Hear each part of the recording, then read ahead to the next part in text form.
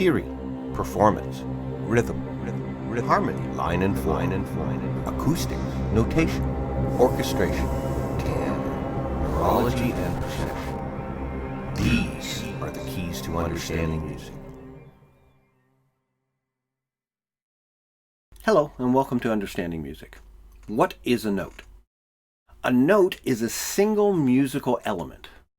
We can think of a note as the sound we hear, or as the physical action performed by a musician to make that sound.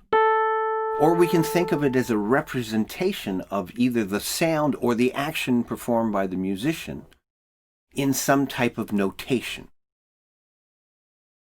Now, when we hear a note, we recognize a number of things, but the three most basic are how loud or soft the note is, how high or low the note is in terms of pitch,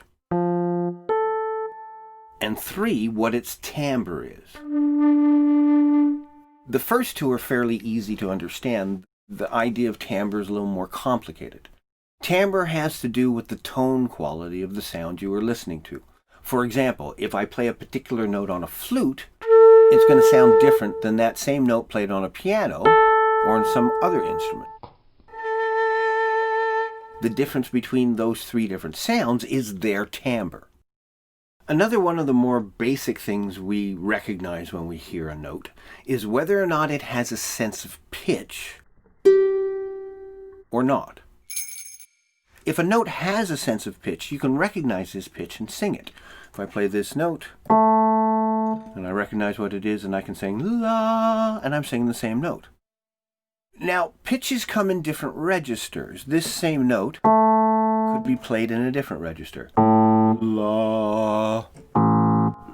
And then that's too low for me to sing. So if I heard that note, I can still recognize it and sing la, and I'm singing the same note, but it's in a different register.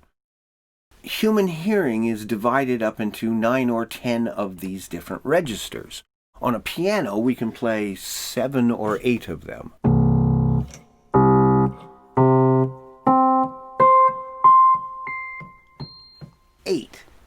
And then any higher than that starts to become too high to be used musically, except in rare exceptions. Anything lower than that also is too low to be used. And really, there's only one more register on either end. Now, if the sound we hear does have that quality where we can recognize its pitch and sing it, do, we call that a tone. Sounds that do not have that quality, we call noise sounds. And we use both tones and noise sounds together in most styles of music. There are two different terms that are used to describe how high or low a note is. One of them is the word pitch. Pitch is a musical term and has to do with how high or low the note is.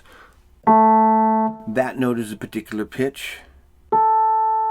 That's the same note, but its pitch is up what we call 1 octave, or 1 jump in a register from that first note. There's another term we use. It's called frequency. Frequency is a scientific term and is used by acousticians, people who do acoustics. It is similar to pitch, but is not exactly the same. Frequency has to do with how many vibrations per second a sound is. The more vibrations per second, the higher we perceive that pitch to be. But if we analyze the sound of any one particular note, that one, or da, that same note sung by me, we'll find that that note is made up of many frequencies, not just one. When we hear the note, we take all these different frequencies and then we put them to our brain, simplifies it and puts it into a concept we call timbre. So really the difference between a particular note played on a flute or a piano has to do with what frequencies are making up that particular note.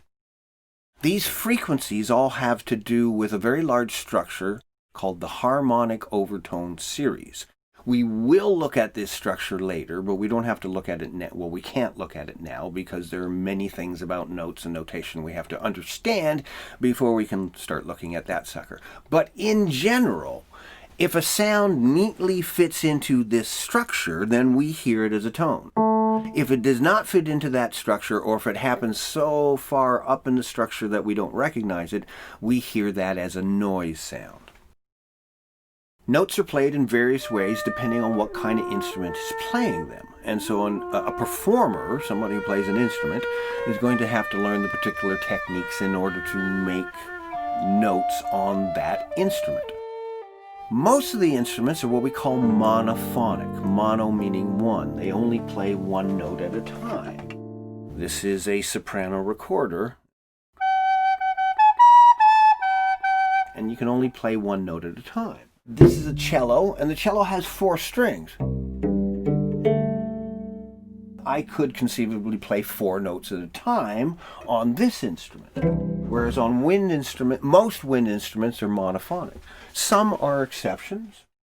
This is a wind instrument called a melodica. It's built with a piano keyboard attached to it, and each one of these notes controls a separate reed. And when I blow through it, nothing happens, but if I open up one of these, we get a particular note. And so on this instrument, I can play several notes, about 4 or 5, before the distribution of air becomes so thin on the notes that they don't play.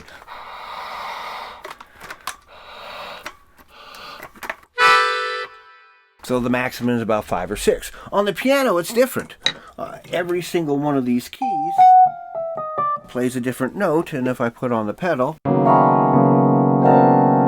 I can have them all sounding at the same time. So it depends on what kind of instrument you have, and that'll have something to do with what notes you can play, because the larger the instrument, the lower the notes are going to be, and the smaller the instrument, the higher the notes are going to be. The piano is a good instrument for people who want to write music because it has a very large range, and you can play just about any combination of notes you need to figure out your harmonies and so forth. Music, unless it's a drone on a single note, generally uses different notes in combinations. Now, a single note has very little musical meaning. If I play a note, we recognize the timbre, we recognize how loud or soft it is, and how high or low it is, but it doesn't have that much of an emotional flavor. Now, if I play a different note, that seems to have a different flavor because we've already heard that first note. So this combination of notes sounds rather pleasing. And that note on top sounds kind of passive. However, if I had played a different note underneath it, like maybe this one, and then I play that same note, now that same note has a lot of energy and it's got some dissonance to it. So a single note is more or less musically meaningless. The smallest combination we need to make some kind of musical feeling or emotion is 2. And every combination of different notes has a different feel. And that has to do with the space in terms of pitch between those 2 notes. We call that distance and space between any 2 notes an interval. You play one particular note, and now another note will be a certain distance away from that, and that interval between those 2 notes will have a particular name. And there are various names for the different sizes of intervals. And we'll get into that later. There are various ways to look at the notes, and they use different systems. One of them is a general system called solfege, which uses the syllables do, re, mi, fa, sol, la, and ti, and certain variations for the notes that aren't in what we call a key.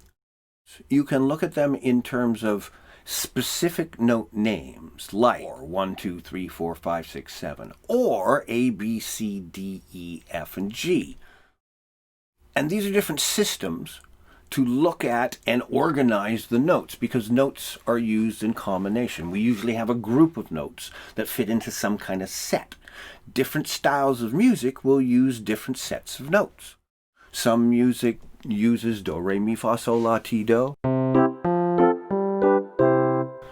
Some music use notes that are outside that.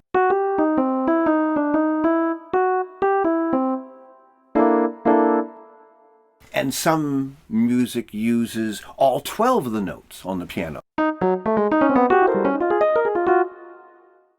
And so that comes down to the style of music. Different styles of music will use the notes in different ways. Notes are grouped together in various systems called keys and scales and modes.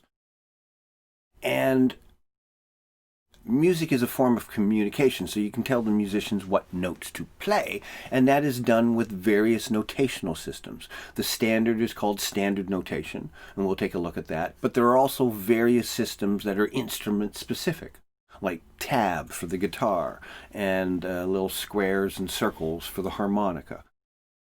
So that's what we're going to start looking at in the next lesson. The next lesson we're going to look at the notes in general, and then after that we'll look at the specific names of notes and how they fit into standard notation.